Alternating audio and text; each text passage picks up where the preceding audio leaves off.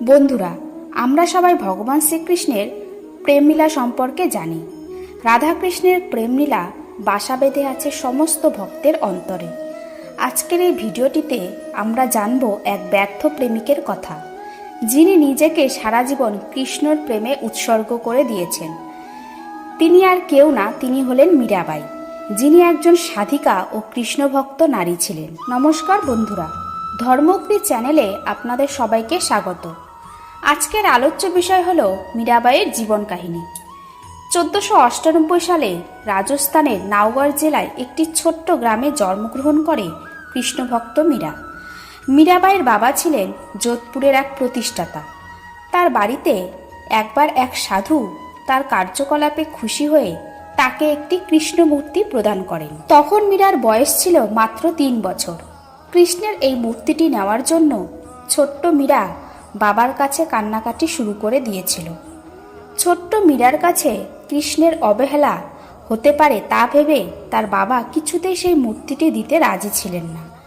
কিন্তু মীরার আবদারে মীরার বাবা বাধ্য হয়ে মূর্তিটি দিয়ে দেয়। সেদিন থেকেই মীরা কৃষ্ণের প্রেমে পাগল হয়ে উঠতে থাকে। কৃষ্ণ সম্পর্কীয় যে কোনো কথায় মীরা খুব উৎসাহিত হয়ে পড়ত। এভাবেই ধীরে ধীরে ভগবান শ্রীকৃষ্ণ হয়ে উঠল মীরার অন্তরাত্মা। মীরা কৃষ্ণকে ভালোবেসে হরি বলে ডাকত। তাকে নিয়ে এমন গান লিখত যেগুলি ভজন নামে পরিচিত। একদিন মীরা খেলার ছলে তার মাকে জিজ্ঞাসা করে, মা, আমার স্বামী কে হবে? মা খুব একটা অবাক হলেন না। তখন তার মা মজার ছলে বললেন, তোমার স্বামী তো তোমার কৃষ্ণই। এরপর থেকেই কৃষ্ণের প্রতি মীরার ভাব বদলাতে লাগলো। এই কথাটাই হয়তো মীরাকে সাবালিকা করেছিল। তার কিছুদিন পরে মীরা তার মাকে হারায়। মাত্র 8 বছর বয়সে মীরার একবার বিয়েও হয়ে যায়। কিন্তু রাজমহলের বিলাসবহুল জীবন মীরার পছন্দ ছিল না, কারণ সে একজন কৃষ্ণপ্রেমিক সাধিকা ছিলেন। বিয়ের পর শ্বশুরবাড়িতেও কৃষ্ণপ্রেমে মগ্ন থাকত মীরা। মীরার শাশুড়ি মীরাকে নানা রকম কুকথা বলতো। একটা সময় আসে যখন মীরার ভজন এতটাই জনপ্রিয় হয়ে ওঠে যে বাইরে থেকে অনেকে মীরার ভজন শুনতে আসতো। মীরার কৃষ্ণপ্রেমের জন্য তার স্বামী তার ওপর অনেক অত্যাচার করত এবং পরিবারের অনেকে তাকে বিষ দিয়ে মারার চেষ্টাও করে। কিন্তু ভগবান শ্রীকৃষ্ণের কৃপায় মীরার কখনো কোনো ক্ষতি হয়নি।